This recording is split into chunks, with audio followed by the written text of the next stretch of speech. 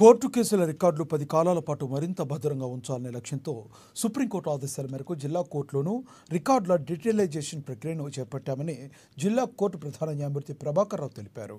శనివారం జిల్లా court ప్రాంగణంలోని bar association భవనంలో ఏర్పాటు చేసిన డిజిటలైజేషన్ కేంద్రాన్ని ఆయన ప్రారంభించారు. ఈ సందర్భంగా రికార్డుల డిజిటలైజేషన్ ప్రక్రియను పరిశీలించి పలు సూచనలు చేశారు. కోర్టుల్లో రికార్డులను మరింత భద్రంగా ఉంచేందుకు వీలుగా ఈ డిజిటలైజేషన్ చేస్తున్నామన్నారు. దీనివల్ల రికార్డులు భద్రంగా ఉండడంతో పాటుగా భవిష్యత్తులోనూ కేసుల విచారణలో ఉపకరిస్తాయన్నారు. ఇప్పటి వరకు మాన్యువల్గా ఉన్న రికార్డులను కంప్యూటరీకరిస్తూ వాటిని భద్రపరుస్తున్నట్లుగా వెల్లడించారు. వాటిని ఎప్పటికప్పుడు అవసరమైన సులభంగా లభించే పొందుపరుస్తున్నామన్నారు. ఇందుకోసం తమకు కేటాయించిన భవనాన్ని రికార్డు గదికి ఇవ్వడంపై బార్ అసోసియేషన్ను అభినందించారు.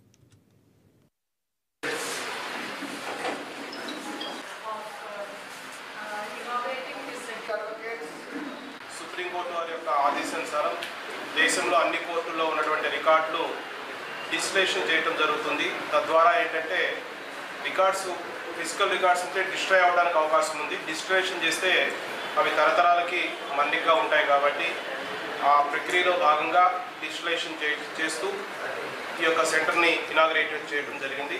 చాలా జిల్లాల్లో ప్లేస్ లేదు, కానీ ఇక్కడ మీ కోఆపరేషన్ తోటి మనం మంచి డిజిటలైజేషన్ సెంటర్ ఓపెన్ చేసుకున్నాము.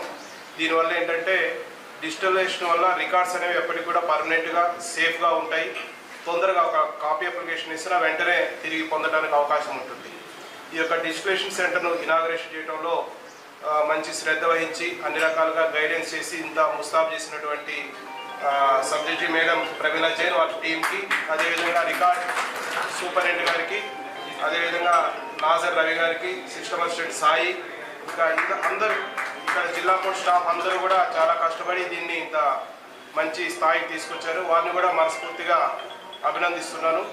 దీని యొక్క ఉద్దేశాన్ని త్వరగా నెరవేర్చాలని చెప్పేసి కూడా సిబిఎస్ఈ వారిని కోరుతున్నాను. యాక్యురేట్గా నామ్స్ ప్రకారం చేయాలని చెప్పేసి ఈ సందర్భంగా వచ్చి ఈ యొక్క ప్రారంభోత్సవాన్ని దిగ్విజయం చేసి